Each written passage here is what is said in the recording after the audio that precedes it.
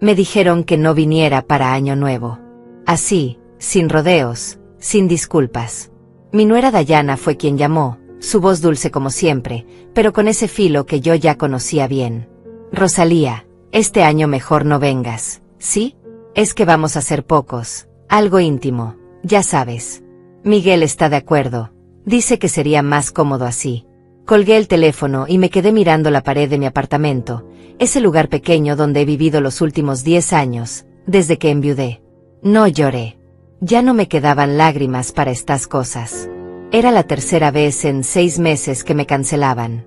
Primero fue el cumpleaños de mi nieto Benjamín en julio. Después, el Día de Acción de Gracias. Ahora, Año Nuevo. Siempre la misma excusa, sería incómodo, sería mejor otro día, ya te avisamos. Pero ese otro día nunca llegaba. Miguel, mi único hijo, el niño que crié sola después de que su padre muriera, ya ni siquiera se molestaba en llamarme. Todo pasaba por Dayana. Ella era quien administraba el calendario familiar, quien decidía quién merecía un lugar en la mesa y quién no, y yo, aparentemente, ya no merecía nada. La tarde del 31 me la pasé limpiando mi apartamento. No porque estuviera sucio, sino porque necesitaba mantener las manos ocupadas. Cada vez que el teléfono sonaba, corría a verlo, pensando que tal vez Miguel habría cambiado de opinión, que tal vez mi nieto habría insistido en que la abuela tenía que estar ahí. Pero no. Eran solo llamadas de telemarketing, ofertas de tarjetas de crédito, nada que importara. A las 8 de la noche me preparé una sopa, de esas instantáneas que venden en el supermercado. Me senté frente al televisor y busqué algún programa de fin de año. Familias felices, brindis, abrazos, globos de colores llenando el cielo. Apagué la televisión. El silencio de mi apartamento era ensordecedor. Podía escuchar el reloj de la cocina, ese tic-tac constante que parecía burlarse de mí. Tic-tac, tic-tac. Otro segundo más sola. Otro minuto más invisible. No siempre fue así. Hubo un tiempo en que mi familia me necesitaba. Cuando Miguel era pequeño y su padre acababa de morir, yo era todo para él. Trabajaba doble turno, le preparaba el desayuno antes de que saliera el sol, lo ayudaba con la tarea hasta la medianoche. Nunca le faltó nada. Ni comida, ni ropa, ni amor. Lo puse en una buena escuela, pagué su universidad, estuve ahí en cada momento importante de su vida. Y cuando conoció a Dayana, yo fui la primera en recibirla con los brazos abiertos. ¡Qué error! Al principio todo parecía normal. Dayana era amable, sonreía mucho, me llamaba para preguntarme recetas, para pedirme consejos. Pero después de que nació Benjamín, algo cambió.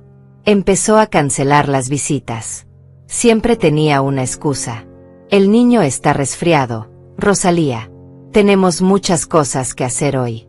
Mejor la próxima semana. Y Miguel simplemente asentía, como si yo no importara, como si mi presencia en la vida de mi nieto fuera opcional. Benjamín. Mi pequeño Benjamín. Tiene 7 años ahora, y apenas me conoce. La última vez que lo vi fue hace 3 meses, un encuentro de 15 minutos en el estacionamiento de un centro comercial. Dayana dijo que tenían prisa, que solo pasaban a saludar.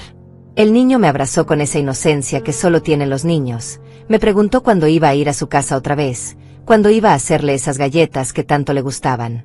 Yo le prometí que pronto, muy pronto. Pero Dayana ya lo estaba jalando del brazo, diciéndole que teníamos que irnos, que papá estaba esperando. Vi cómo se alejaban, cómo Benjamín volteaba a verme con esos ojos grandes y tristes. Esa imagen se me quedó grabada. Esa noche lloré hasta quedarme dormida. Pero después de eso, nada. Ni una llamada, ni un mensaje, ni siquiera una foto. Era como si yo hubiera dejado de existir.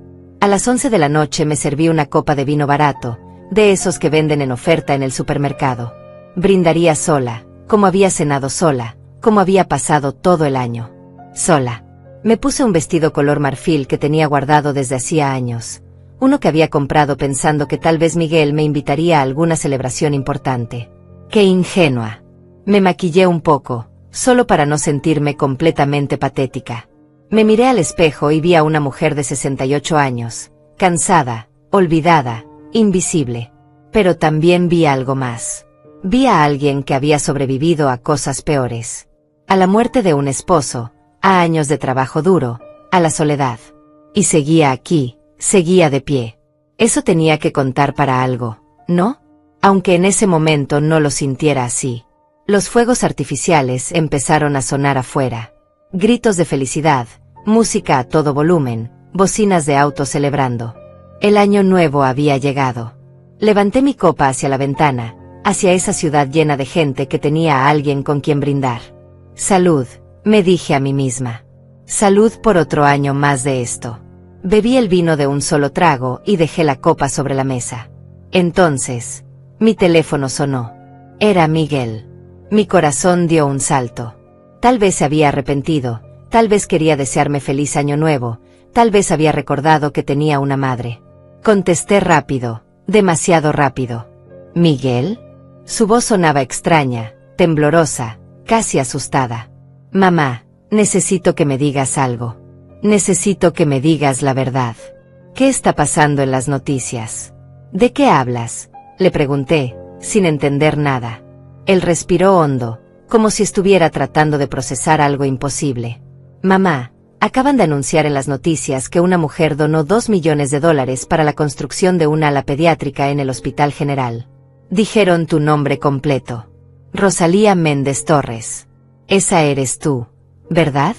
Dime que no eres tú. Me quedé en silencio. Un silencio largo, pesado, lleno de años de secretos que nunca compartí. Fui hasta la ventana y vi los fuegos artificiales estallar en el cielo nocturno. Rojos, dorados, plateados, hermosos y efímeros. Entonces, con una calma que ni yo misma esperaba, le respondí. Sí, Miguel. Soy yo. Y deberías quedarte hasta el final de esta historia, porque nada de lo que crees saber sobre mí es verdad. Después de colgar con Miguel, me quedé junto a la ventana viendo cómo la ciudad seguía celebrando. Los fuegos artificiales continuaban iluminando el cielo, pero yo ya no los veía realmente. Solo podía pensar en la expresión que debía tener mi hijo en ese momento, en la confusión, en el shock, tal vez en la vergüenza. $2 millones. Había donado $2 millones al Hospital General, el mismo hospital donde nació Benjamín, donde me operaron del corazón hace 5 años, donde tantas familias sin recursos recibían atención gratuita. Y lo había hecho de forma anónima, o al menos eso creía. Pero el director del hospital insistió en hacer el anuncio público durante la transmisión de Año Nuevo. Dijo que era importante que la gente supiera que todavía existía bondad en el mundo. No pude negarme. Aunque sabía que esto podría complicar las cosas, sabía también que ya no me importaba esconderme. Mi teléfono empezó a sonar sin parar. Miguel llamaba una y otra vez.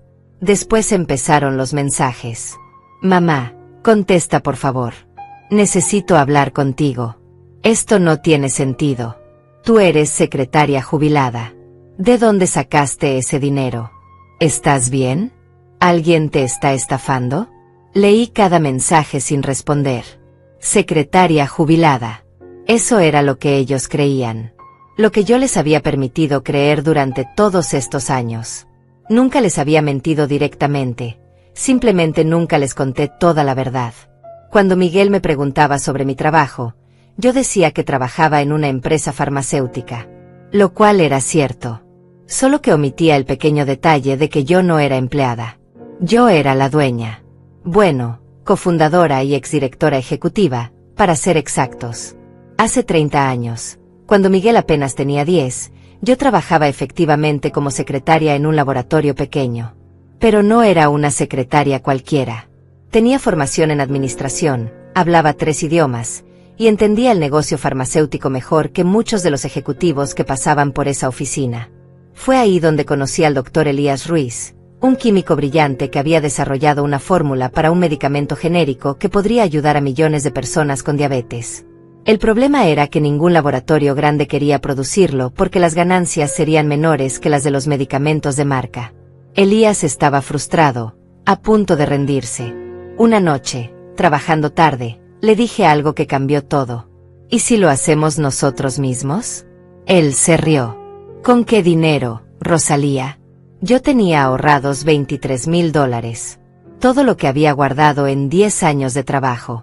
Se los ofrecí. Él puso sus conocimientos y sus fórmulas.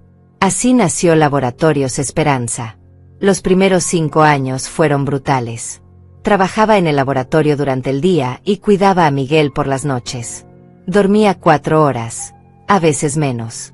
Aprendí todo sobre regulaciones sanitarias, patentes, distribución, mercadeo.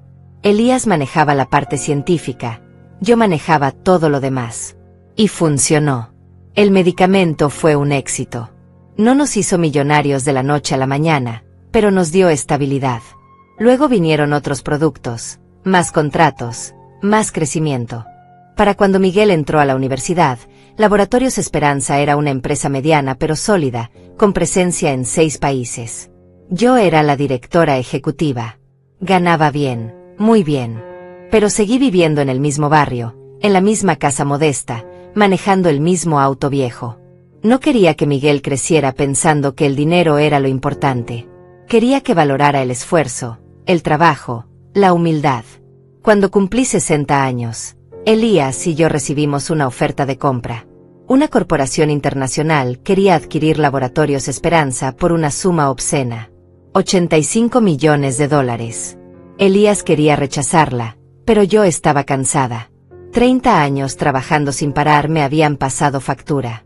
Además, mi esposo acababa de morir, y me sentía perdida, vacía.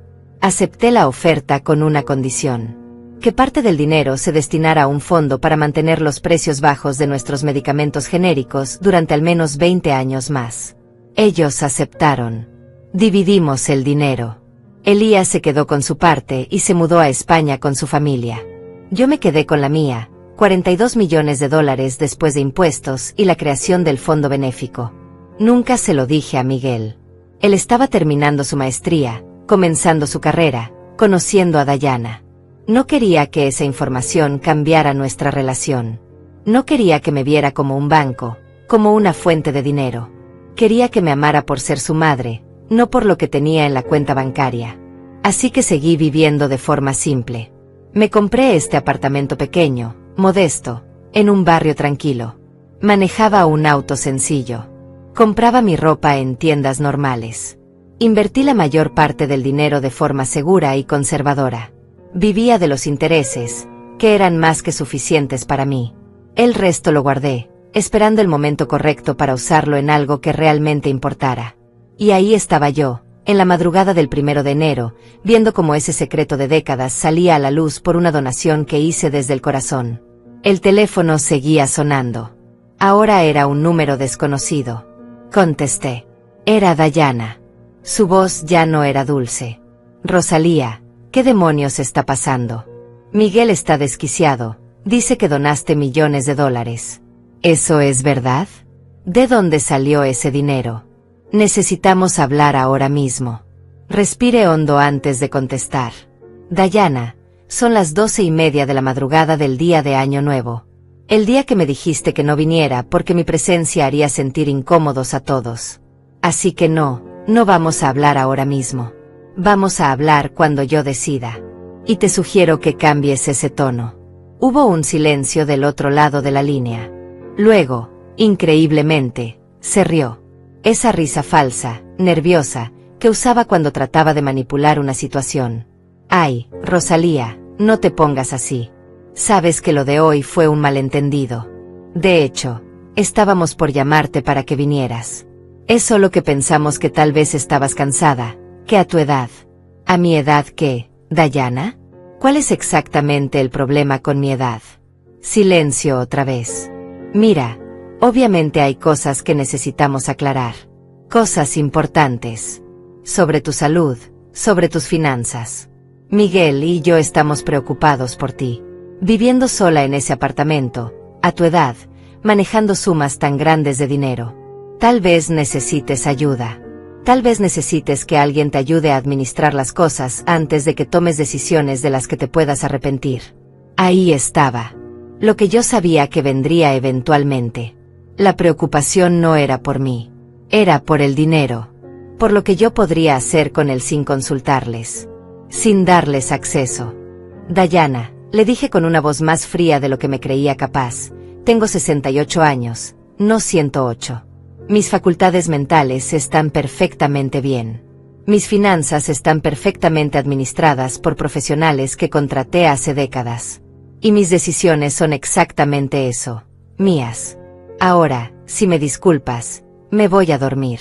Que tengas un feliz año nuevo con la familia que sí fue invitada a tu mesa. Colgué antes de que pudiera responder.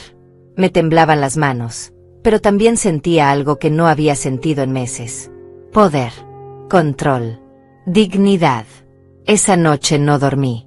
Me quedé despierta pensando en todo lo que había callado durante tantos años, en todas las veces que me tragué el orgullo, que acepté el rechazo sin decir nada, que permití que me trataran como si fuera una carga. Pensé en Benjamín, en cómo Dayana lo alejaba de mí sistemáticamente, inventando excusas, creando distancia. Pensé en Miguel, en cómo se había convertido en un extraño que prefería la comodidad de no contradecir a su esposa antes que defender a su propia madre.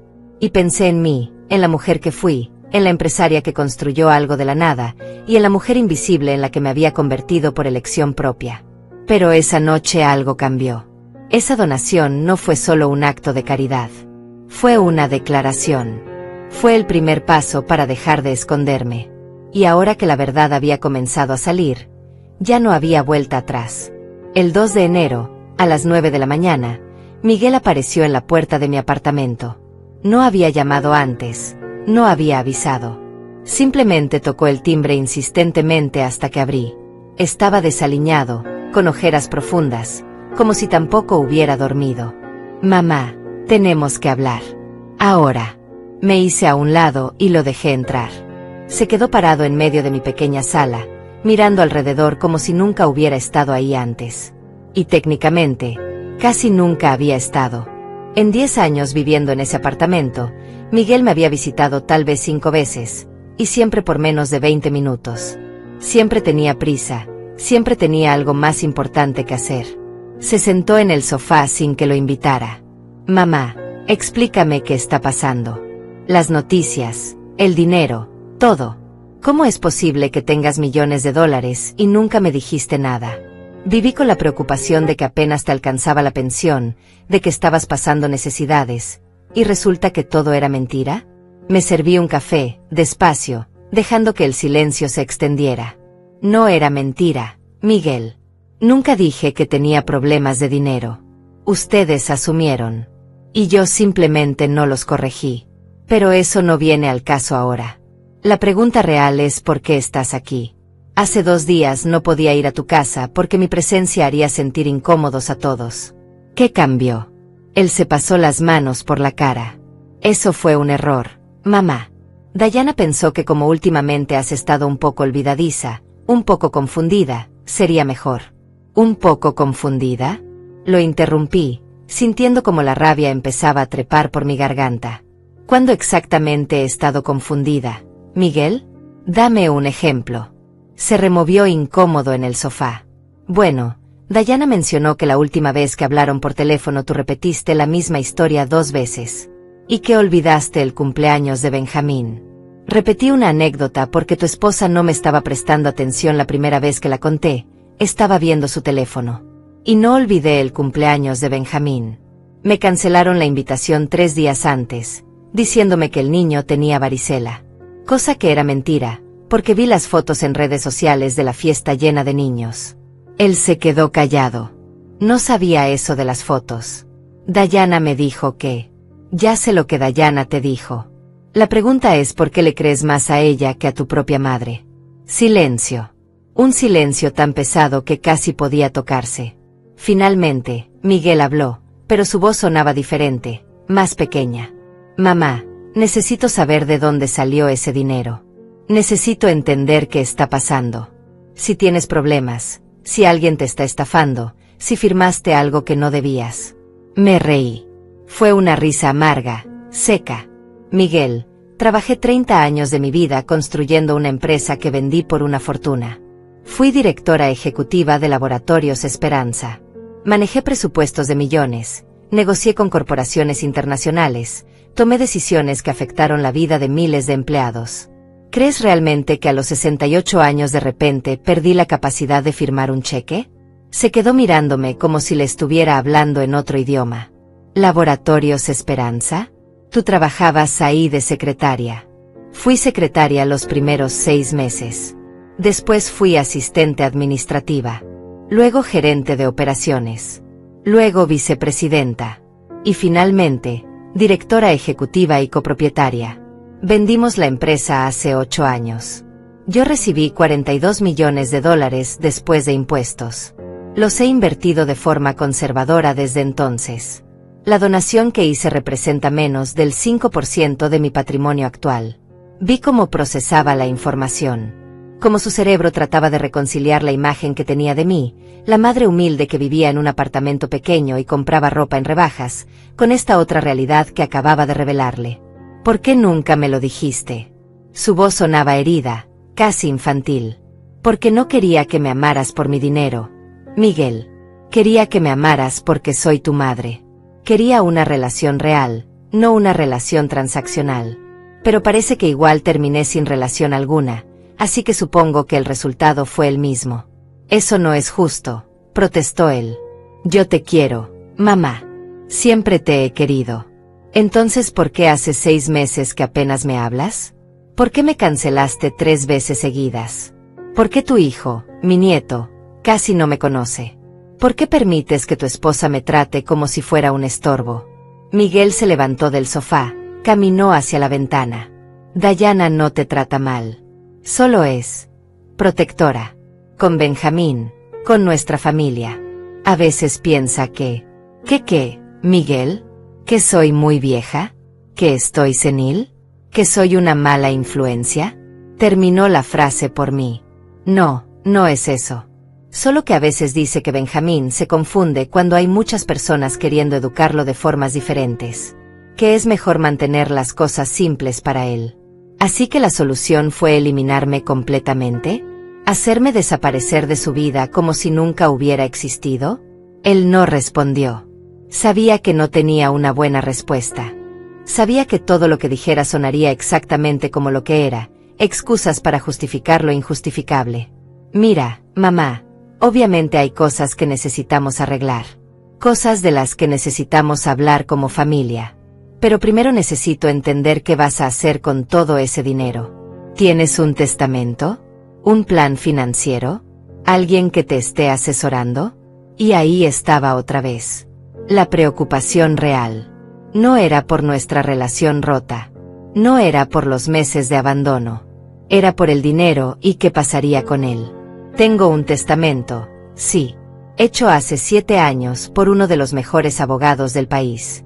Tengo un equipo de asesores financieros. Tengo todo perfectamente organizado. Y antes de que preguntes, no voy a discutir los detalles de mi testamento contigo. Eso es privado. Pero mamá, soy tu único hijo. Tengo derecho a saber. No. Miguel. No tienes derecho a saber. Tienes derecho a amarme, a respetarme, a incluirme en tu vida. Esos son derechos que vienen de ser mi hijo. Pero el acceso a mis finanzas no es uno de ellos. Vi cómo apretaba la mandíbula. Por primera vez en mi vida, vi a mi hijo no como mi niño, sino como un hombre que estaba haciendo cálculos, evaluando números, pensando en herencias. Y me rompió el corazón un poco más. Necesito hablar con Dayana, dijo finalmente. Necesitamos venir a verte juntos, sentarnos, aclarar todo esto como familia. Le di un sorbo a mi café, que ya estaba frío. No. Miguel. Dayana y yo no vamos a sentarnos a aclarar nada hasta que ciertas cosas cambien. Primero, quiero ver a mi nieto. No en un estacionamiento por 15 minutos, sino visitas reales, tiempo real. Segundo, quiero que dejes de tratarme como si tuviera un pie en la tumba.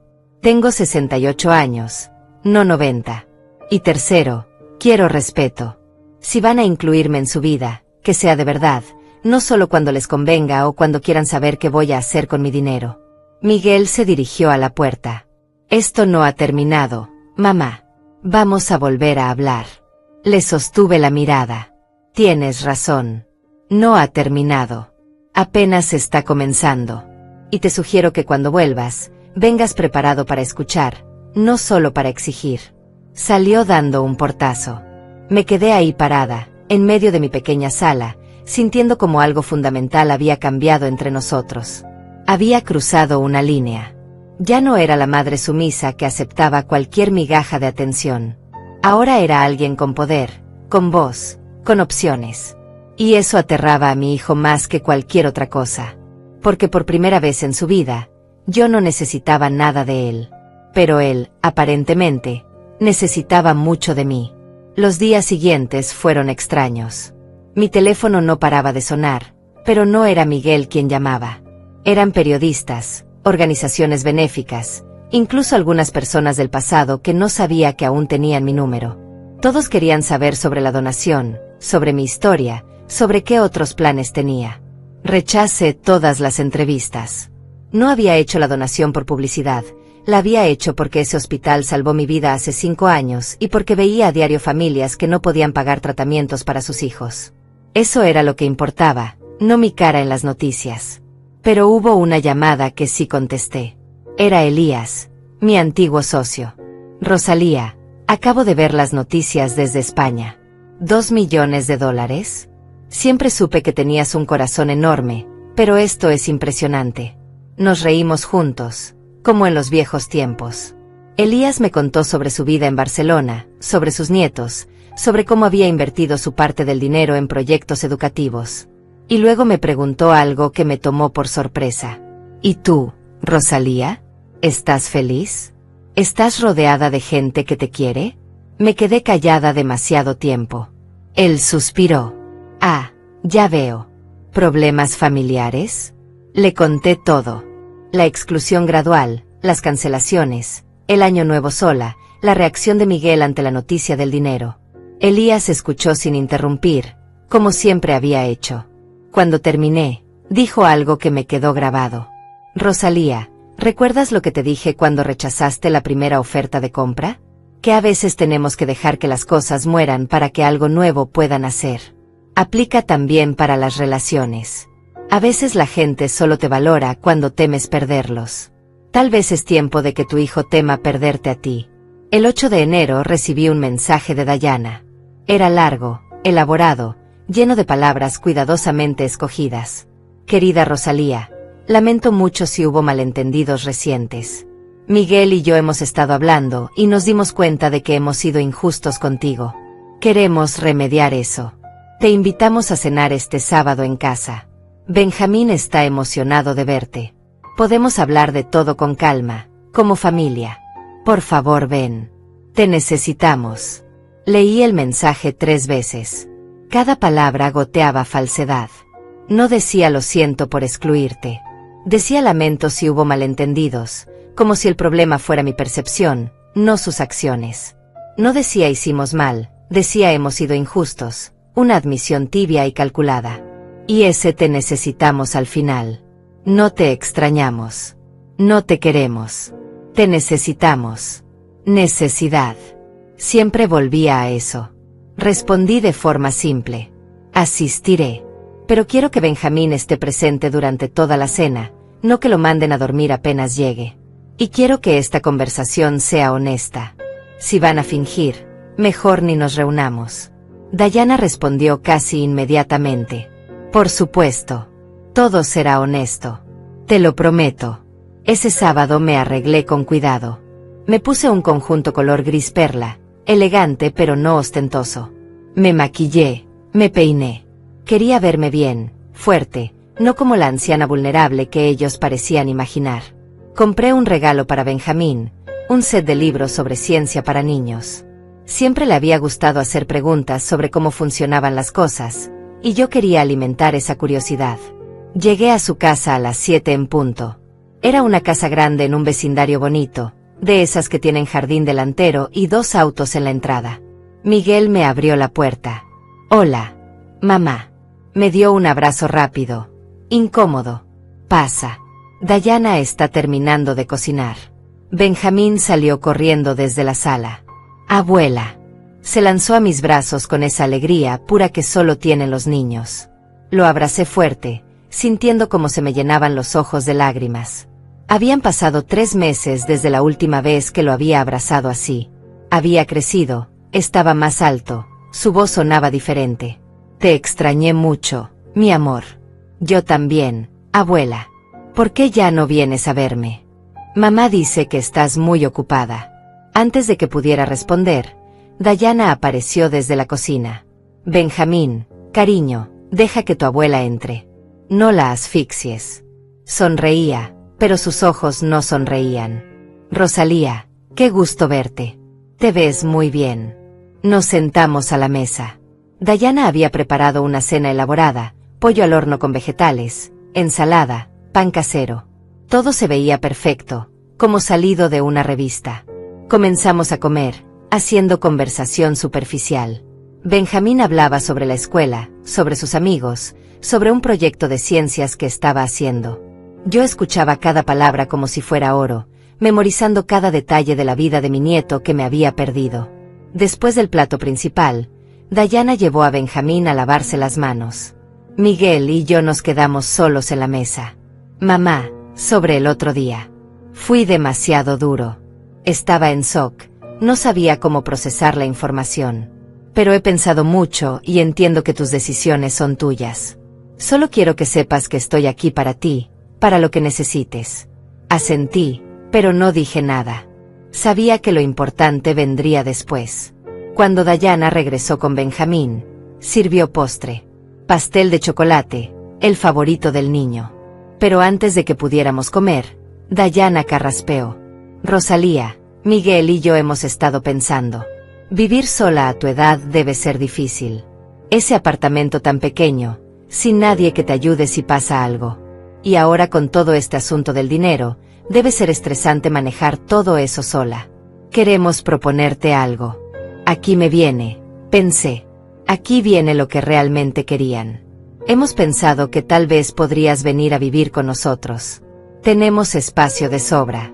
Podrías estar cerca de Benjamín, no estarías sola, y nosotros podríamos ayudarte con las cosas del día a día. Con tus finanzas, con tus citas médicas, con todo. Sería más fácil para todos. La miré directamente a los ojos. ¿Y mi apartamento qué pasaría con él? Ah, bueno, podrías venderlo o rentarlo. O si prefieres, podríamos ayudarte a administrarlo. Miguel tiene contactos en bienes raíces. ¿Y mis finanzas? ¿También las administrarían ustedes? Dayana sonrió, esa sonrisa que ahora reconocía como pura manipulación. Bueno, no necesariamente administrarlas, pero sí ayudarte. Sabes, para que no tengas que preocuparte por esas cosas. A tu edad, debe ser un peso muy grande tomar decisiones sobre inversiones, donaciones, ese tipo de cosas. Miguel podría asesorarte, hacerlo más simple. Dejé mi tenedor sobre el plato. Dayana, tengo una pregunta. Hace 2 semanas, antes de que se supiera lo de la donación, antes de que supieran que tengo dinero, ¿ustedes me querían viviendo aquí? Hubo un silencio incómodo. Benjamín nos miraba sin entender. Bueno, es diferente ahora. Ahora sabemos que podrías necesitar más ayuda. ¿Ayuda con qué exactamente? Tengo 68 años, no 90. Camino perfectamente. Manejo mi propio auto. Cocino, limpio, pago mis cuentas. ¿Qué parte específicamente creen que no puedo hacer sola? Miguel intervino. Mamá, solo estamos tratando de cuidarte. De asegurarnos de que estés bien. No es solo por el dinero, si eso es lo que estás pensando. Me levanté de la mesa. Benjamín, mi amor, gracias por cenar conmigo. Te quiero mucho. Voy a salir un momento con tus papás a la sala, pero volveré a despedirme antes de irme. El niño asintió, confundido. En la sala, lejos de Benjamín, me volteé hacia ellos. No voy a vivir aquí. No voy a vender mi apartamento. Y definitivamente no voy a darles acceso a mis finanzas. Lo que sí voy a hacer es establecer límites muy claros. Quiero ver a Benjamín una vez por semana, mínimo. Quiero ser incluida en eventos familiares, no como una ocurrencia de último momento, sino como parte de la familia. Y quiero que dejen de tratarme como si fuera incompetente. Dayana se cruzó de brazos. Rosalía, creo que estás siendo un poco paranoica. Nadie dijo que eras incompetente. Hace 2 semanas me dijiste que no viniera a Año Nuevo porque haría sentir incómodos a todos. Hace 3 meses le dijiste a Benjamín que yo estaba demasiado ocupada para verlo, cuando la verdad es que ustedes me cancelaban cada vez que intentaba visitarlo. Y ahora, mágicamente, Después de enterarse del dinero, quieren que viva aquí y les dé control sobre mi vida. Perdóname si me cuesta creer que esto es solo por preocupación. Los ojos de Diana se endurecieron. ¿Sabes qué? Tal vez si estás perdiendo facultades. Porque una persona en su sano juicio no rechazaría ayuda de su propia familia. Miguel, di algo. Miguel miraba al piso. Mamá, tal vez estás malinterpretando las cosas. No. Miguel. Por primera vez en años estoy interpretando las cosas exactamente como son. Y no me gusta lo que veo. Tomé mi bolso y me dirigí a la puerta. Volví al comedor, abracé a Benjamín fuerte. Te amo, pequeño. Voy a verte muy pronto. Te lo prometo. Salí de esa casa sabiendo que acababa de iniciar una guerra. Pero también sabiendo que ya no iba a retroceder. Los siguientes días fueron de silencio absoluto. Ni Miguel ni Diana me llamaron. Era como si hubieran decidido castigarme con indiferencia, esperando que yo cediera, que llegara arrastrándomele disculparme, rogando por un lugar en sus vidas. Pero yo no iba a hacer eso. No esta vez. Ya había pasado demasiados años haciéndome pequeña, aceptando migajas, tragándome el orgullo. Se había acabado. En cambio, usé ese tiempo para hacer algo que debía haber hecho hace meses. Contraté a un investigador privado. Sé que suena drástico, tal vez hasta paranoico, pero había algo en la forma en que Diana había insistido en controlar mis finanzas, en declararme incompetente, que me inquietaba profundamente. Necesitaba saber si solo era codicia oportunista o si había algo más. El investigador se llamaba Moisés Sánchez, un hombre serio de unos 50 años, ex policía, con cara de haber visto demasiado en su vida. Vino a mi apartamento una tarde. Señora Rosalía, ¿qué exactamente necesita que investigue? Quiero saber todo sobre mi nuera. Su historial financiero, sus antecedentes, si ha intentado algo similar antes. Y quiero saber qué están diciendo de mí. Si están hablando con abogados, médicos, cualquier cosa. Moisés asintió sin juzgar. Le tomará unos 10 días. Le pagaré lo que sea necesario, pero necesito discreción absoluta. Mientras tanto, tomé otra decisión. Llamé a mi abogado, el doctor Uriel Mendoza, el mismo que había manejado la venta de Laboratorios Esperanza. Uriel, necesito actualizar mi testamento. Y necesito establecer protecciones legales en caso de que alguien intente declararme incompetente. Uriel había sido mi abogado durante 15 años. Me conocía bien. Rosalía, ¿pasó algo? Le conté todo. Escuchó en silencio, solo interrumpiendo para hacer preguntas específicas. Cuando terminé, suspiró. Rosalía, esto es más común de lo que piensas. Familias que de repente se preocupan mucho cuando descubren que hay dinero de por medio. Vamos a hacer varias cosas.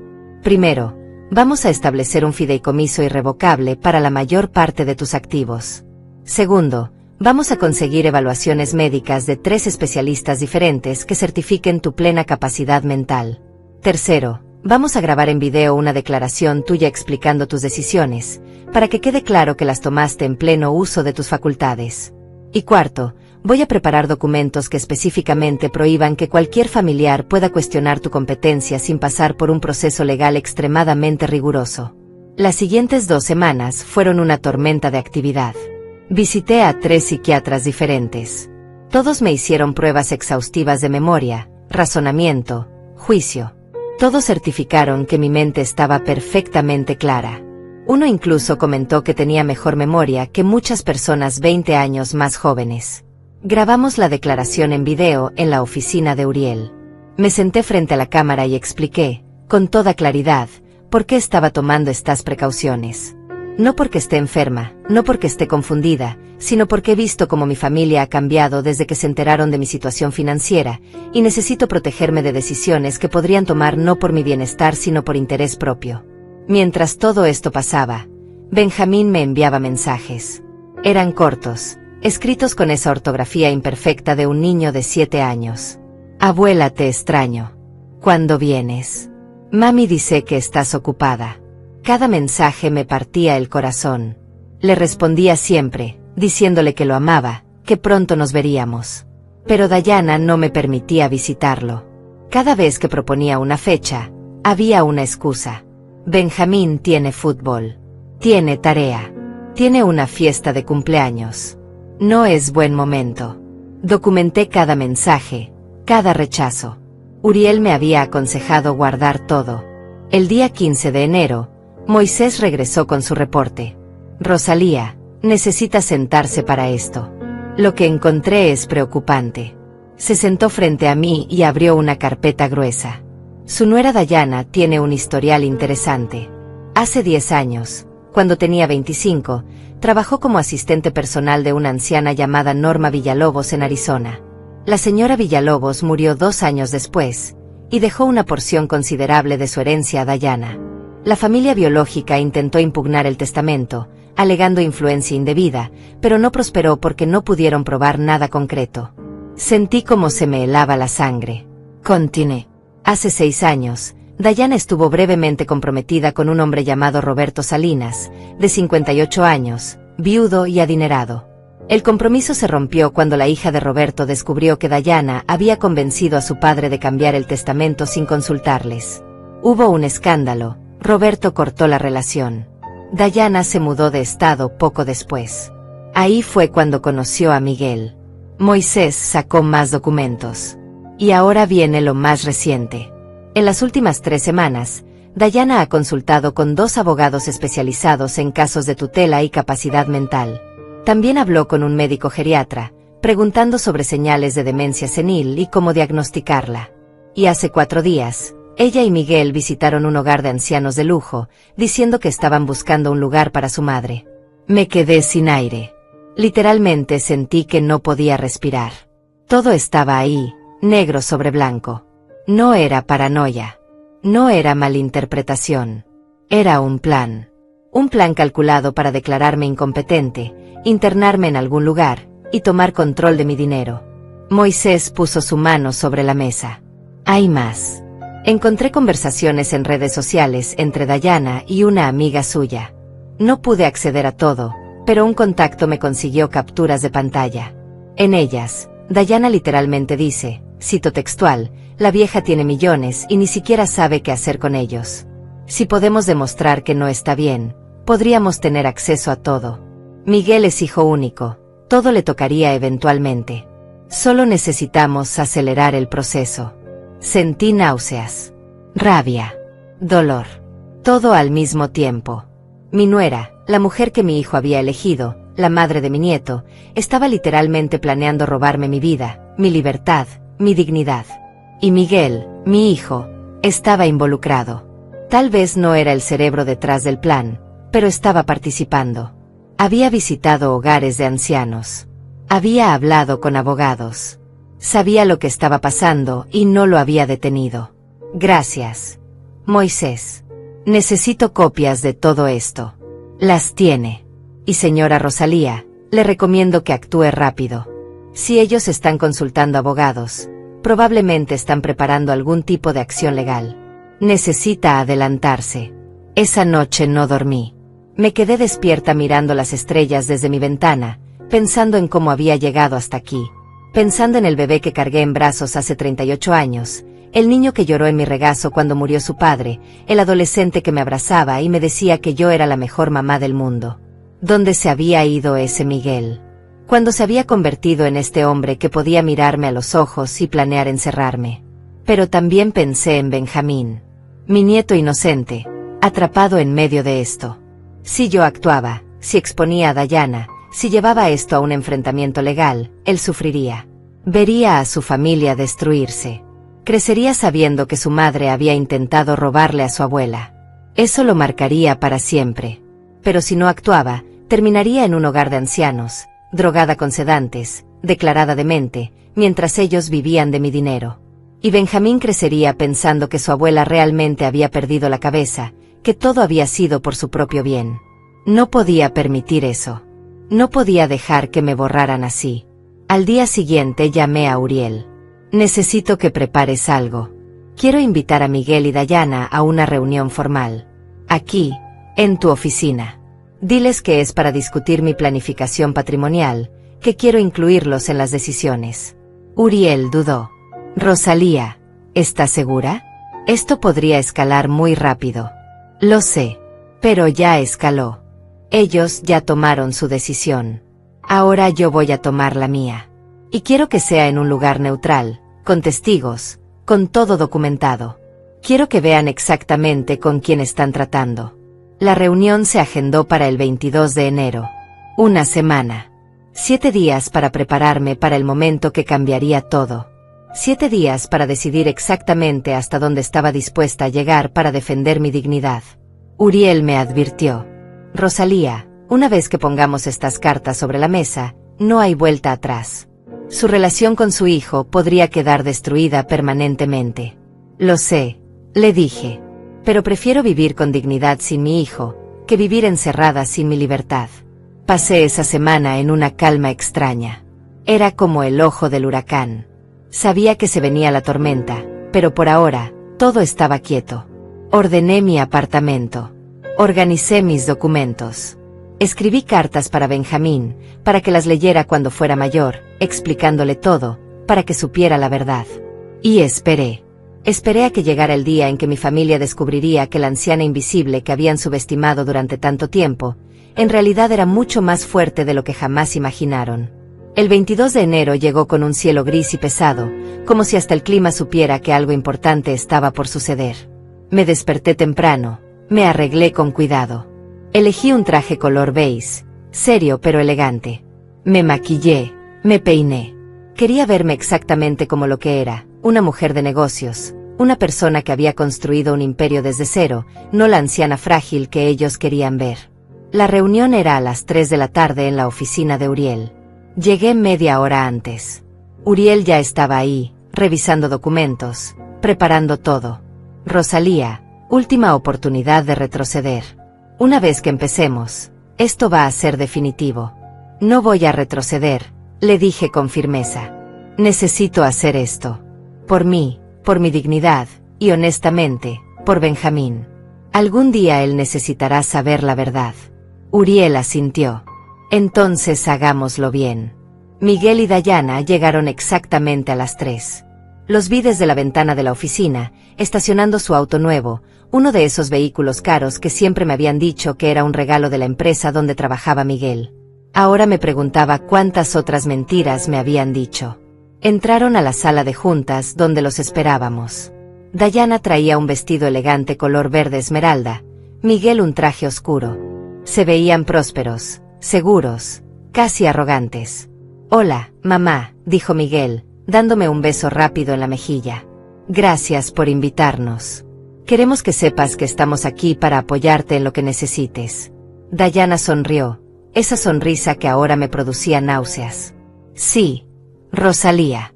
Queremos ayudarte a tomar las mejores decisiones para tu futuro». Nos sentamos alrededor de la mesa. Uriel carraspeó. «Bueno, comencemos. La señora Rosalía me ha pedido que organice esta reunión para discutir su planificación patrimonial y algunos asuntos relacionados». Dayana se inclinó hacia adelante, los ojos brillando. «Por supuesto. Rosalía, Miguel y yo hemos estado pensando mucho en tu futuro. Sabemos que manejar tanto dinero puede ser estresante, especialmente a tu edad. Queríamos proponerte que nos des un poder notarial, para que podamos ayudarte con las decisiones financieras importantes. Así no tendrías que preocuparte por nada». Miguel asintió. «Es lo mejor, mamá. Así podríamos asegurarnos de que nadie se aproveche de ti, de que tus inversiones estén bien manejadas. Y si en algún momento necesitas cuidados especiales, ya tendríamos todo en orden para actuar rápido». Los miré a ambos. «¿Cuidados especiales? ¿A qué te refieres exactamente, Miguel?». Él intercambió una mirada con Dayana. «Bueno, ya sabes. Si en algún momento tu salud, mental o física, se deteriora. Es normal a tu edad. Queremos estar preparados». Uriel intervino. «Interesante que mencionen eso. Señora Rosalía, ¿quiere compartir lo que hemos preparado?». Saqué una carpeta de mi bolso. «Miguel, Dayana, he estado haciendo algunas averiguaciones en las últimas semanas. Cosas que me parecieron necesarias dado lo extraño de su comportamiento reciente». La cara de Dayana se tensó ligeramente. «¿Averiguaciones? ¿Qué tipo de averiguaciones?». Abrí la carpeta y saqué el primer documento. Por ejemplo, Supe que hace 3 semanas consultaron con 2 abogados especializados en tutelas. También que visitaron el hogar de retiro Valle Dorado, un centro de ancianos de lujo, preguntando por disponibilidad y costos. El color desapareció de las mejillas de Miguel. Mamá, yo puedo explicar. Levanté la mano. No he terminado. También descubrí que Dayana tiene un historial interesante. Hace 10 años trabajó para una anciana en Arizona que misteriosamente la incluyó en su testamento. Hace 6 años estuvo comprometida con un hombre mayor que cambió su testamento a su favor antes de que la familia interviniera. Patrones curiosos, ¿no crees? Dayana se puso de pie bruscamente. Esto es ridículo. No sé de dónde está sacando esta información, pero es completamente inapropiado. Esas situaciones no tienen nada que ver con esto. Las personas me dejaron dinero porque les importaba, porque construimos relaciones genuinas. Saqué otro documento. Relaciones genuinas. ¿Como los mensajes que le enviaste a tu amiga Lilia hace 2 semanas? Los que dicen, y cito, la vieja tiene millones y ni siquiera sabe qué hacer con ellos, solo necesitamos demostrar que no está bien y podríamos tener acceso a todo. El silencio que siguió fue absoluto. Miguel miraba a Dayana con una expresión que nunca le había visto. Era una mezcla de shock, horror y algo que podría ser comprensión tardía. Dayana, ¿eso es verdad? Le preguntó con voz temblorosa. Dayana abrió la boca, la cerró, la volvió a abrir. Miguel, ella está tergiversando todo. Sacando cosas de contexto. John, no está tergiversando nada, interrumpió Uriel. Tenemos capturas de pantalla certificadas. Tenemos testimonios del investigador privado. Y tenemos documentación de cada una de sus consultas con abogados y médicos. Todo está aquí, todo es verificable. Miguel se hundió en su silla. Mamá, yo no sabía sobre los mensajes. Dayana me dijo que solo estábamos explorando opciones, por si acaso las necesitabas en el futuro. Dijo que era por tu propio bien. ¿Por mi propio bien? ¿Internarme en un hogar de ancianos cuando estoy perfectamente sana? ¿Declararme incompetente cuando 3 psiquiatras certificaron lo contrario la semana pasada? ¿Robar mi dinero era por mi propio bien? Saqué más documentos de la carpeta. Aquí están las evaluaciones médicas. 3 especialistas diferentes, todos certificando que mi capacidad mental está intacta. Aquí está mi declaración en video, explicando todas mis decisiones. Aquí está el fideicomiso irrevocable que establecí la semana pasada, protegiendo mis activos. Y aquí, Miguel, está mi testamento actualizado. Le pasé una copia. Miguel la tomó con manos temblorosas. Empezó a leer. Vi cómo su cara cambiaba mientras procesaba cada línea. Mamá, ¿esto dice que estás desheredado?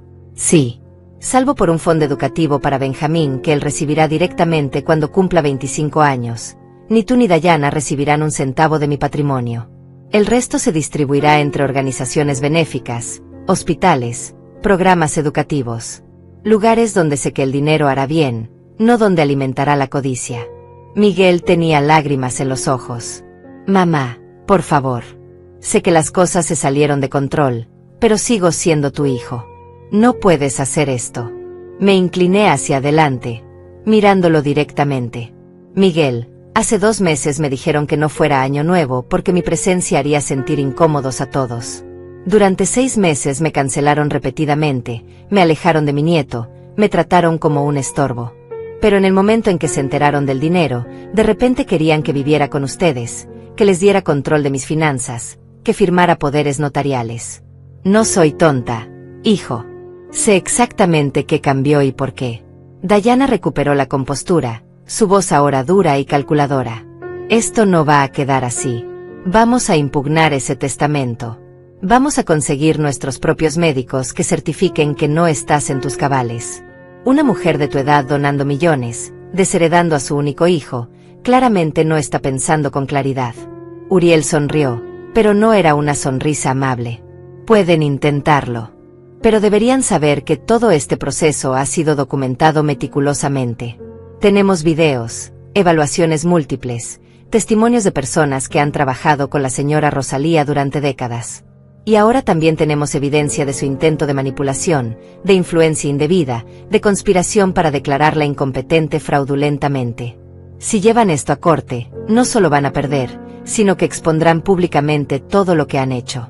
Los medios adorarían esta historia. Diana se puso de pie tan rápido que su silla casi se cae. Esto es extorsión. Nos están amenazando. Uriel mantuvo su tono calmado, profesional. No es extorsión, señora. Es una advertencia legal. Ustedes tienen derecho a impugnar el testamento si lo desean. Solo les estamos informando de las consecuencias probables de esa decisión. Diana tomó su bolso. Vámonos. Miguel. No tenemos que escuchar esto. Pero Miguel no se movió. Seguía sentado, mirando los documentos frente a él, las evaluaciones médicas, el testamento, toda la evidencia de lo que habían planeado y de cómo yo me había adelantado. Mamá, susurró, necesito saber algo. ¿Alguna vez pensaste dejarme algo? Antes de todo esto, ¿cuál era tu plan original? La pregunta me dolió más de lo que esperaba. Por supuesto que sí, Miguel. Mi testamento original, el de hace 7 años, te dejaba el 60% de todo. El otro 40% iba para caridad y para un fondo educativo de Benjamín. Ibas a heredar más de $25 millones. Pero eso fue antes de que me empezaras a tratar como invisible, antes de que me alejaras de mi nieto, antes de que tu esposa planeara robarme mi libertad. Vi cómo esa información lo golpeaba. 25 millones. Había tenido eso asegurado, y lo había tirado por la ventana por seguirle el juego a Diana, por ser débil, por no defenderme. Miguel, esto no es sobre castigarte, continué. Es sobre protegerme. Pasé 30 años construyendo algo desde cero. Sobreviví a la muerte de tu padre, a años de trabajo brutal, a sacrificios que ni siquiera imaginas. Y no voy a dejar que nadie, ni siquiera mi propio hijo, me quite mi dignidad en los años que me quedan. Diana jaló a Miguel del brazo. Ya escuchaste suficiente. Ella ya tomó su decisión. Ahora nosotros tomaremos la nuestra. Vamos. Esta vez Miguel se levantó, pero antes de irse se volteó hacia mí. ¿Y Benjamín? ¿Qué va a pasar con él? Mi voz se quebró un poco. Benjamín es inocente en todo esto. Él tiene un fondo educativo de $2 millones que recibirá cuando cumpla 25. Pero más importante que eso, quiero seguir viéndolo, seguir siendo su abuela. Si ustedes me lo permiten. Si pueden dejar de usar a ese niño como arma. Diana soltó una risa amarga. ¿Quieres ver a nuestro hijo? Después de acusarnos de todo esto, de desheredar a Miguel, de amenazarnos con exposición pública, ¿y aún así esperas que te demos acceso a Benjamín? Uriel intervino nuevamente. Señora, el acceso de una abuela a su nieto es un derecho que puede ejercerse legalmente si es necesario. Especialmente cuando hay evidencia de alienación parental intencional, como los mensajes documentados cancelando visitas sin causa justificada. Los ojos de Diana echaban fuego. ¿Están amenazando con demandarnos por derechos de visita ahora? Esto es increíble. No estamos amenazando, aclaré. Estamos estableciendo hechos. Yo quiero una relación con mi nieto. Ustedes han pasado meses impidiendo eso. Si la única forma de verlo es a través de la corte, entonces eso haré. Pero preferiría que fuéramos adultos civilizados que pueden separar sus problemas financieros de la relación de un niño con su abuela. Miguel negó con la cabeza, como si estuviera despertando de una pesadilla. Necesito tiempo para procesar todo esto. Necesito pensar. Tómate el tiempo que necesites, le dije. Pero mientras piensas, recuerda una cosa. Yo no cambié. Sigo siendo la misma persona que fui siempre. La única diferencia es que ahora saben cuánto dinero tengo. Y eso no debería haber cambiado nada entre nosotros, pero lo cambió todo. Pregúntate por qué. Salieron de la oficina. Escuché sus pasos alejándose por el pasillo, luego el silencio. Me dejé caer en la silla, sintiendo de repente todo el peso de lo que acababa de pasar. Uriel puso su mano en mi hombro. Lo hizo bien, Rosalía. Sé que no fue fácil, pero era necesario. Me sequé una lágrima que no sabía que había derramado. Acabo de perder a mi hijo, Uriel. Tal vez lo perdió hace meses, Rosalía. Solo que ahora lo sabe con certeza. Y a veces saber es mejor que vivir en la ilusión. Los días siguientes fueron extrañamente tranquilos. No hubo llamadas furiosas, no hubo amenazas, no hubo drama. Solo silencio. Un silencio que de alguna manera era peor que cualquier confrontación. Pero entonces, 4 días después de la reunión, recibí un mensaje. Era de un número que no reconocía. Señora Rosalía, soy Soraya Campos, maestra de Benjamín en la escuela primaria. Disculpe que me contacte así, conseguí su número a través del directorio de emergencias. Necesito hablar con usted sobre Benjamín. Él ha estado muy triste últimamente, preguntando por usted. Hoy lloró durante el recreo diciendo que extraña a su abuela. Pensé que debía saberlo. Mi corazón se partió en 1000 pedazos. Le respondí inmediatamente, agradeciéndole por avisarme. Luego llamé a Uriel. Necesito iniciar el proceso legal para derechos de visita. Ahora. No puedo dejar que ese niño sufra por las decisiones egoístas de sus padres. Uriel comenzó los trámites esa misma tarde. Pero 2 días después, cuando el abogado de Miguel recibió la notificación, todo explotó. Miguel me llamó, su voz llena de rabia.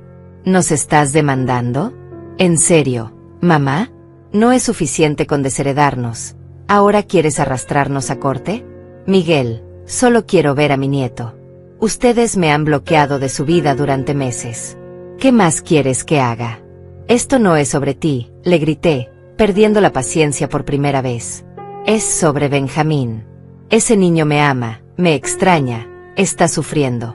Y ustedes están usando su relación conmigo como castigo por no darles mi dinero. Eso es cruel, Miguel. Es abuso emocional hacia tu propio hijo. Hubo un largo silencio.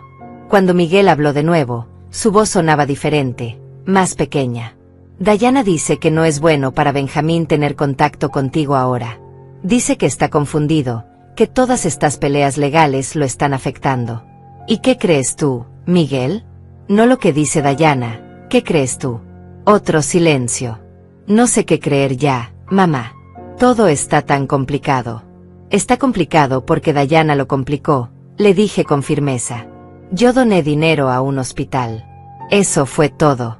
Pero ella vio una oportunidad, vio dólares, y convirtió nuestra familia en un campo de batalla. Y tú la dejaste. Tú escogiste su codicia sobre el amor de tu madre. Eso no es complicado, Miguel. Es simple y doloroso. Colgó sin decir adiós. Pero algo en esa conversación me dio esperanza. Por primera vez, había escuchado duda en su voz. Duda sobre Dayana, sobre las decisiones que habían tomado, sobre todo. Tal vez, solo tal vez, todavía había una parte de mi hijo ahí dentro, enterrada bajo capas de manipulación y codicia. Tal vez aún podía salvarlo. O tal vez solo estaba aferrándome a ilusiones. Uriel me advirtió que no esperara milagros. Rosalía, casos como estos rara vez terminan bien. Incluso si gana los derechos de visita, la relación con su hijo probablemente esté dañada permanentemente. Necesita prepararse emocionalmente para eso. Lo sé, le dije. Pero no estoy haciendo esto para salvar mi relación con Miguel. Estoy haciendo esto para que Benjamín sepa que su abuela nunca se rindió con él, que siempre luchó por estar en su vida. Algún día, cuando sea mayor, va a necesitar saber eso. Una semana después, sucedió algo que nadie esperaba. La historia se filtró a la prensa local.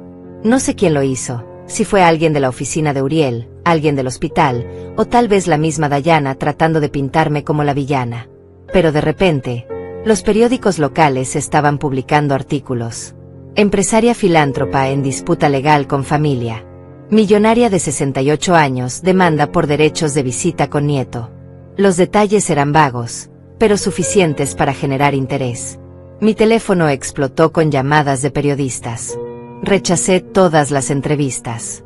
Pero el daño, o quizás la justicia, ya estaba hecho. La gente empezaba a hablar.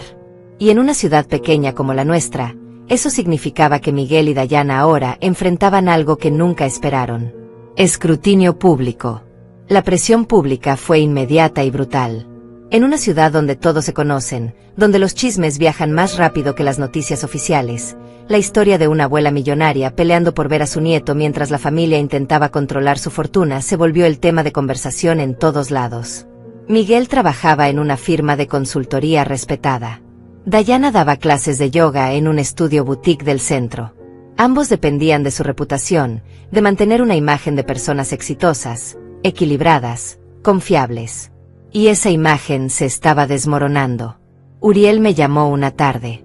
Rosalía, acabo de recibir una llamada del abogado de Miguel. Quieren negociar. Fuera de corte, sin juicio público. Están dispuestos a establecer un calendario de visitas regular si usted retira la demanda. Me senté en mi sofá, procesando la información. Después de semanas de silencio, de hostilidad, de negativas, ahora quería negociar. No era por arrepentimiento genuino. Era por miedo. Miedo a que más detalles salieran a la luz, a que la gente supiera exactamente qué habían intentado hacer. ¿Qué están ofreciendo exactamente? Uriel revisó sus notas. Una visita supervisada cada 2 semanas, 2 horas cada vez, en un lugar neutral. Y revisión de los términos cada 6 meses. Me reí con amargura. ¿Visitas supervisadas? ¿Como si yo fuera una amenaza? ¿Como si fuera yo quien necesita vigilancia? ¿2 horas cada 2 semanas para ver a mi propio nieto? Uriel suspiró. Sé que no es ideal, pero es un comienzo. Y legalmente, podría tomar meses conseguir algo mejor a través de la corte. Además, una vez que establezca un patrón de visitas exitosas, será más fácil expandir los términos. No, le dije con firmeza. No voy a aceptar ser tratada como una criminal. Quiero visitas sin supervisión, 1 vez por semana, mínimo 4 horas. Y quiero que esas visitas incluyan la posibilidad de llevarlo a mi apartamento, al parque, a cualquier lugar normal donde una abuela pasa tiempo con su nieto. Eso nunca van a aceptar, advirtió Uriel. Entonces nos vemos en corte, respondí. Y que salga todo a la luz. Todo. 2 días después, el abogado de Miguel respondió. Aceptaban mis términos, pero con una condición. Que yo firmara un acuerdo de confidencialidad sobre los eventos recientes, que no hablara públicamente sobre Dayana, sobre sus antecedentes, sobre nada de lo que había descubierto. Querían comprar mi silencio. Lo discutí con Uriel durante horas. Por un lado, firmar significaba proteger a Benjamín de más escándalo, de más dolor. Significaba poder verlo, reconstruir nuestra relación sin el circo mediático. Por otro lado, significaba dejar que Dayana saliera impune, permitir que su reputación quedara intacta, que pudiera intentar lo mismo con otra familia vulnerable en el futuro. Al final, tomé una decisión que sorprendió incluso a Uriel. Acepto la confidencialidad, pero con mis propias condiciones. Quiero que Dayana también firme un documento reconociendo los hechos, todos los hechos.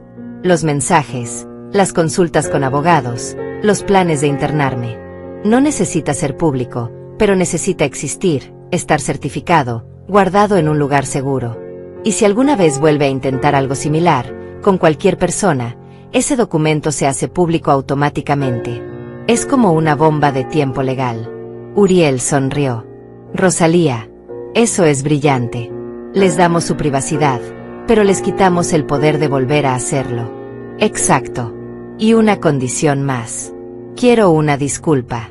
De Miguel y de Dayana. Por escrito, específica, reconociendo lo que hicieron y el daño que causaron. No para publicarla, solo para tenerla. Para que Benjamín la lea algún día si es necesario. El abogado de Miguel tardó 3 días en responder. Aceptaban todo. Firmarían el reconocimiento de hechos, darían la disculpa por escrito, aceptarían las visitas sin supervisión.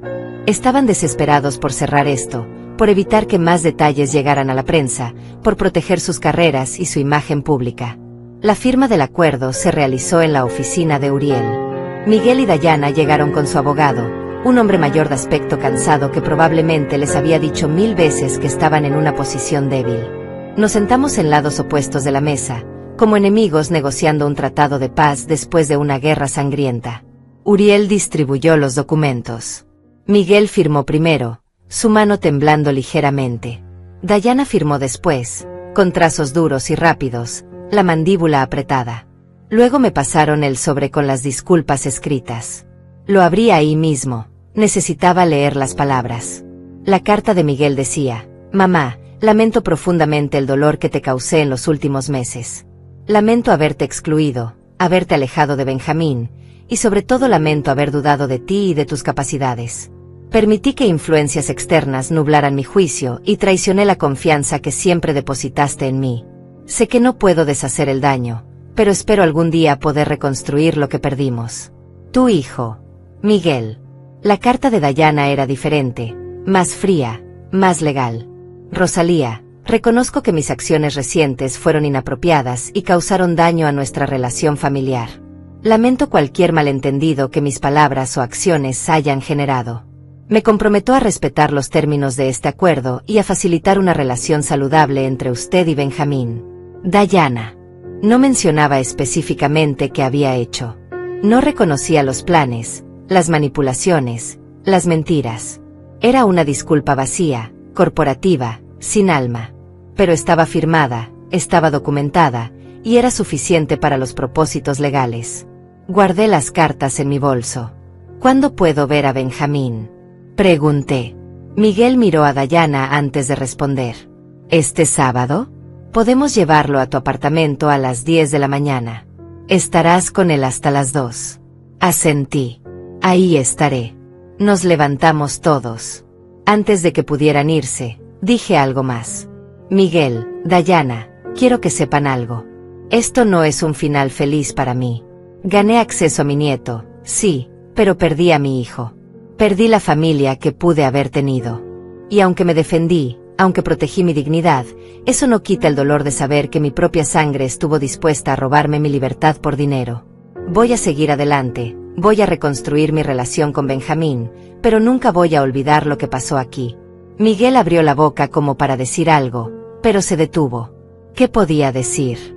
No había palabras que arreglaran esto. Salieron de la oficina, y yo me quedé ahí con Uriel, sintiendo una mezcla extraña de victoria y derrota. Ganó, Rosalía, dijo Uriel suavemente.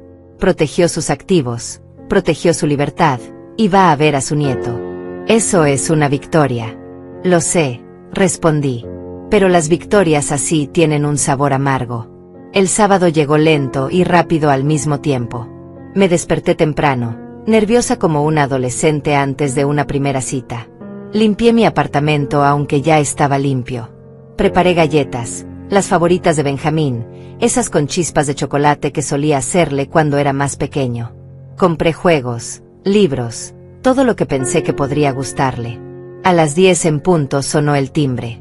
Abrí la puerta y ahí estaba Benjamín, con sus ojos grandes y una sonrisa tímida. «Abuela». Se lanzó a mis brazos y lo abracé con tanta fuerza que probablemente le hice daño, pero no me importó. Habían pasado casi 4 meses desde la última vez que lo había abrazado así. 4 meses que se sintieron como años. Miguel y Dayana estaban detrás de él, incómodos, sin saber qué decir. «Te recogemos a las 2», dijo Miguel. «Benjamín, pórtate bien con la abuela». «Siempre me porto bien», protestó Benjamín. «Es mi abuela favorita». «Soy tu única abuela, cariño», le dije sonriendo a través de las lágrimas. «Eso te hace la favorita automáticamente», respondió él con esa lógica perfecta de niño. Miguel y Dayana se fueron. Cerré la puerta y miré a mi nieto, ese pedacito de luz en medio de tanta oscuridad. «Entonces, ¿qué quieres hacer hoy?», le pregunté. «Todo», respondió. «Quiero hacer todo contigo, abuela. Tenemos mucho tiempo que recuperar». Esas 4 horas con Benjamín fueron las más preciosas que había tenido en años. Horneamos galletas juntos, jugamos a las cartas, le leí cuentos. Pero lo más importante fue que hablamos. Realmente hablamos. «Abuela, ¿por qué ya no venías a verme?», me preguntó mientras comíamos las galletas todavía calientes. Su pregunta era tan directa, tan inocente, tan llena de dolor contenido. Me arrodillé frente a él para estar a su altura. «Benjamín, a veces los adultos cometen errores. A veces se pelean por cosas tontas y los niños terminan en el medio sin entender por qué. Pero quiero que sepas algo muy importante. Yo nunca dejé de quererte verte. Nunca dejé de pensar en ti. Y ahora que puedo verte otra vez, voy a estar aquí cada semana. Te lo prometo. Él me abrazó fuerte, su cabecita contra mi pecho. Te extrañé mucho, abuela. Mamá decía que estabas ocupada, pero yo sabía que algo más pasaba. Escucho cuando pelean en la noche, cuando creen que estoy dormido. Escuché tu nombre muchas veces. Mi corazón se partió al saber que este niño había estado cargando con esa confusión, esa preocupación, sin que nadie le explicara nada. Los adultos a veces olvidan que los niños escuchan, que sienten, que entienden más de lo que creemos. Mi amor, las peleas de los grandes no son tu culpa, nunca lo son. Y no importa qué pase entre tu papá y yo, entre tu mamá y yo, tú siempre vas a tener mi amor. Eso nunca va a cambiar. Ok, abuela, susurró. Cuando Miguel vino a recogerlo a las 2, Benjamín no quería irse. 5 minutos más, por favor, rogó. Miguel miró su reloj, luego me miró a mí. El acuerdo dice hasta las 2. Mamá. Lo sé, respondí, pero no voy a ser tan rígida. Si quieres quedarte 10 minutos más con tu hijo mientras Benjamín termina de colorear su dibujo, adelante. Miguel se quedó, incómodo, parado junto a la puerta mientras Benjamín terminaba un dibujo de los dos, él y yo, tomados de la mano bajo un sol amarillo brillante. Cuando finalmente se fueron, me quedé con ese dibujo en las manos, llorando en silencio. Las semanas siguientes establecimos una rutina. Cada sábado, Benjamín venía a mi apartamento. Cocinábamos, jugábamos, hacíamos tareas juntos. Poco a poco, la distancia que Dayana había construido entre nosotros empezó a desaparecer. Benjamín volvió a confiar en mí, a reírse conmigo, a contarme sus secretos. Y yo, por primera vez en meses, volví a sentirme completa. La relación con Miguel era otra historia. Seguía siendo fría, transaccional. Cuando venía a dejar o recoger a Benjamín, apenas intercambiábamos palabras. Hola, adiós, que les vaya bien. Nada profundo, nada real. Era como si fuéramos extraños cumpliendo con un acuerdo legal, no madre e hijo. Pero 6 semanas después de empezar las visitas, algo cambió. Miguel llegó a recoger a Benjamín y el niño estaba en el baño. Nos quedamos solos en la sala, en ese silencio incómodo que se había vuelto normal entre nosotros. Finalmente, Miguel habló. Mamá, ¿puedo decirte algo? Claro, respondí, sorprendida. Él se sentó en el sofá, se pasó las manos por la cara. Me equivoqué. En todo. Dejé que Dayana me convenciera de cosas que en el fondo sabía que estaban mal. Dejé que la codicia, o el miedo al futuro, o lo que sea, nublara mi juicio. Y perdí a mi madre en el proceso. Lo miré, buscando señales de manipulación, de falsedad. Pero lo que vi fue genuino arrepentimiento. ¿Por qué me dices esto ahora, Miguel? Porque Benjamín me preguntó ayer por qué ya no soy feliz. Un niño de 7 años notó que su padre no sonríe como antes. Y me di cuenta de que desde que empezó todo esto, desde que me enfoqué en tu dinero en lugar de en ti, he estado miserable. Dayana también está miserable. Nuestra casa se siente como una zona de guerra. ¿Y todo por qué? Por dinero que ni siquiera era nuestro para empezar. Me senté a su lado. Miguel, te voy a decir algo que tal vez no quieras escuchar. Dayana no cambió por esto. Esta es quien ella realmente es. Los antecedentes que descubrí, el patrón de buscar personas mayores con dinero, eso no es casualidad. Es quien es ella. Y tú necesitas decidir si puedes vivir con eso, si puedes criar a tu hijo con alguien así. Él asintió lentamente. Lo sé. He estado investigando por mi cuenta. Hablé con la familia de esa señora en Arizona, con el hijo del hombre con quien estuvo comprometida. Las historias son casi idénticas. Ella es buena en esto, en encontrar vulnerabilidades, en explotar relaciones.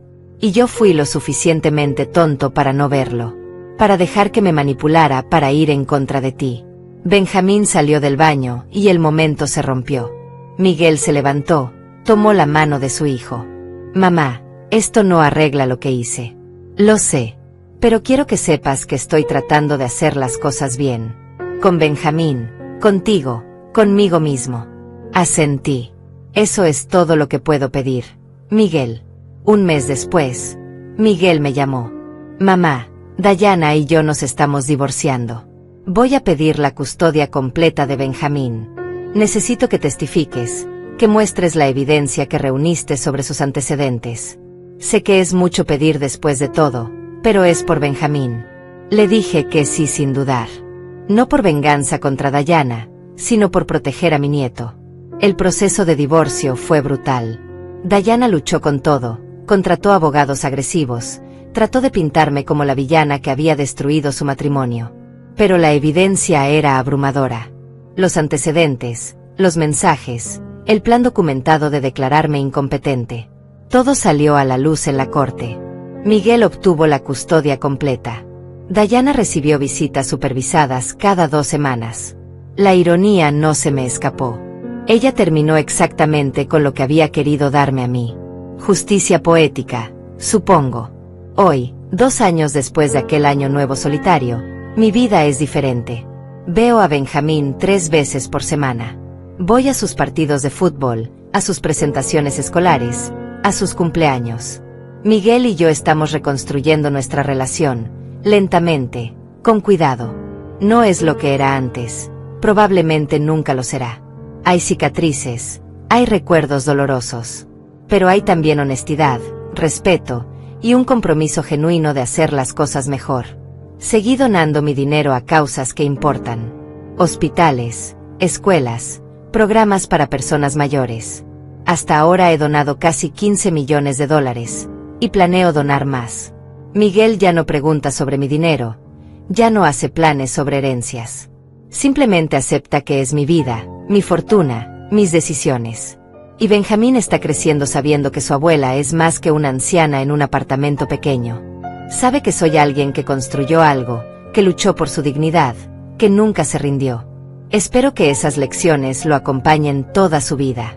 A veces me preguntan si lamento haber revelado mi secreto, si hubiera sido más fácil seguir siendo invisible. Y mi respuesta siempre es la misma. No. Porque vivir escondida, vivir con miedo de que me amaran solo por mi dinero, eso no era vida. Era existencia. Y yo no sobreviví 68 años, 30 años construyendo una empresa, la muerte de un esposo, para simplemente existir. Merecía vivir. Merecía dignidad. Merecía respeto. Aprendí que el silencio tiene un precio muy alto. Pero también aprendí que la verdad, aunque dolorosa, aunque destructiva a veces, es la única base real para cualquier relación genuina. Perdí cosas en este proceso. Perdí la ilusión de la familia perfecta, perdí años de relación con mi hijo, perdí la ingenuidad de pensar que el amor familiar era incondicional. Pero gané algo más valioso. Gané mi voz. Gané mi poder. Gané el derecho a vivir mis últimos años con la frente en alto, sin esconderme, sin disculparme por existir. Esta no es una historia con final feliz perfecto. Es una historia sobre sobrevivir, sobre defender tu dignidad cuando todos esperan que te rindas. Es una historia sobre aprender que a veces la gente que amas puede decepcionarte profundamente, y aún así puedes seguir adelante. Y es una historia sobre recordar que nunca, nunca eres demasiado viejo para luchar por ti mismo. Esa noche de Año Nuevo, sola en mi apartamento, me sentí invisible. Hoy sé que nunca lo fui. Simplemente había permitido que otros dejaran de verme. Pero ya no. Ahora me ven. Y más importante aún, yo me veo a mí misma. Y eso, al final, es lo único que realmente importa.